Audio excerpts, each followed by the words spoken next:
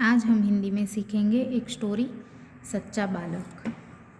एक समय की बात है, एक लंबा काफिला बगदाद की ओर जा रहा था। रास्ते में उस पर डाकू टूट पड़े और लूटमार करने लगे। उस काफिले में एक 9 वर्ष का बालक था। वह एक और चुपचाप खड़ा रहकर इस लूटमार को देख रहा था। मतलब कि बहुत समय की बात होगी। एक लंबा काफिला कहाँ जा रहा था? तो बगदाद की ओर जा रहा था। वहाँ पे वो लोग जब बगदाद की ओर जा रहे थे तब डाकू टूट पड़े उन पर और लूटमार करने लगे। एक डाकू की नज़र उस लड़के पर पड़ी। लड़के के पास आकर वह डाकू कड़क कर बोला, तेरे पास भी कुछ है? लड़का बोला, मेरे पास 40 अशरफिया है। डाकू चकित होकर, क्या कहा? तेरे पास 40 अशरफिया है? लड़का बोला, जी हाँ।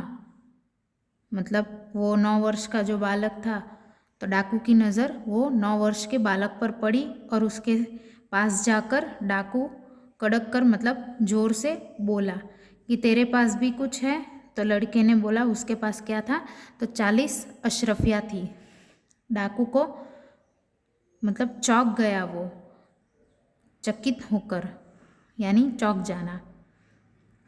क्या कहा? तेरे पास 40 अशरफिया है?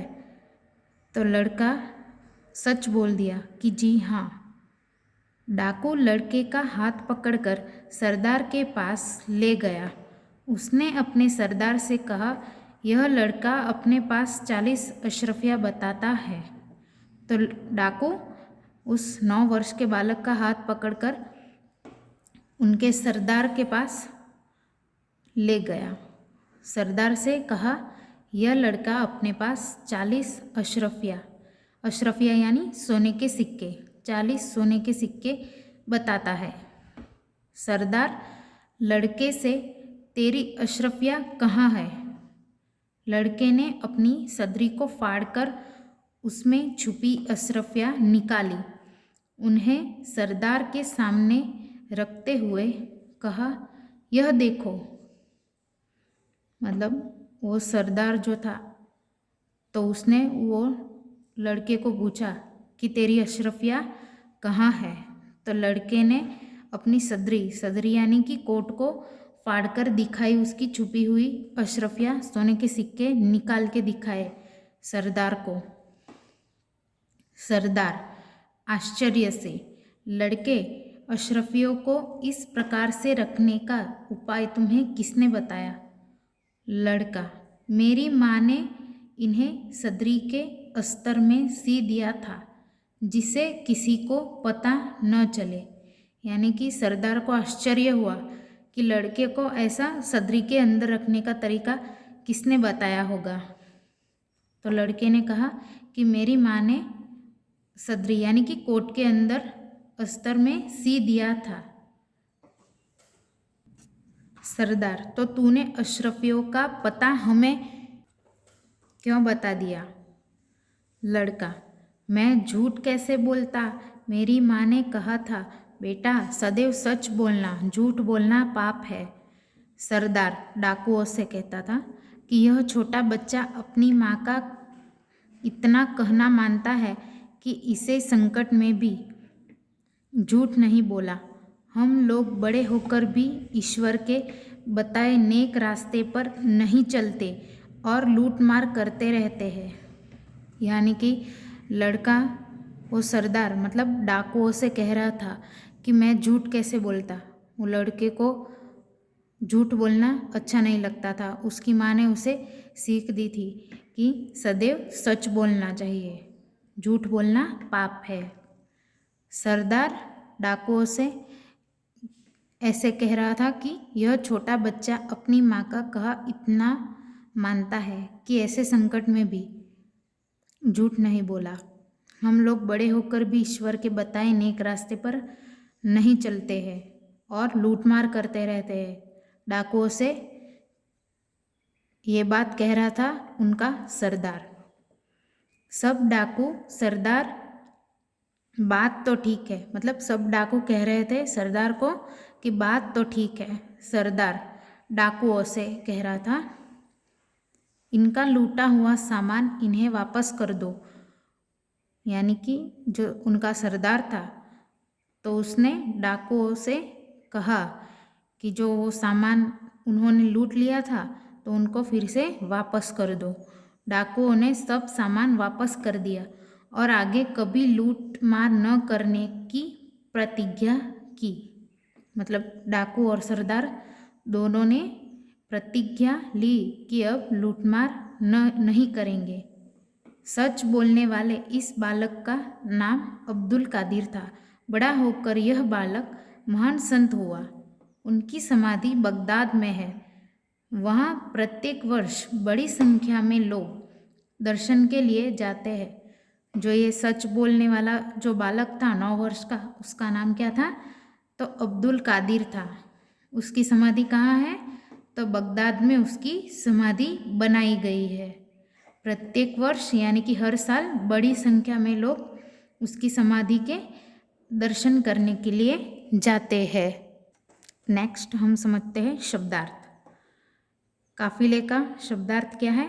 तो यात्रियों का समूह। अशरफिया यानी सोने के सिक्के। सदरी यानी जैकेट। अस्तर यानी सिले कपड़े के भीतर की तह। सरदार यानी कि नेता। वापस करना यानी लौटाना। समाधि का शब्दार्थ है मकबरा, मजार। माँ मतलब जननी, माता। सदैव यानी हमेशा, सर्वदा। नेक यानी ईमानदार, मुहावरे है। नेक रास्ते पर चलना, सही रास्ते पर चलना। कड़क कर बोलना, कठोरता से बोलना। अब नेक्स्ट है कि प्रश्न एक निम्नलिखित प्रश्नों के उत्तर लिखे। तो पहला है काफिला कहाँ जा रहा था? तो यहाँ पे उत्तर आएगा कि काफिला बगदाद की ओर जा रहा था। सेकंड, बालक की उम्र कितनी थी? तो यहाँ पे उत्तर आएगा कि बालक की उम्र 9 वर्ष थी।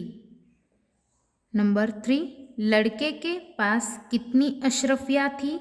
तो यहाँ पे उत्तर आएगा कि लड़के के पास 40 अशरफिया थी।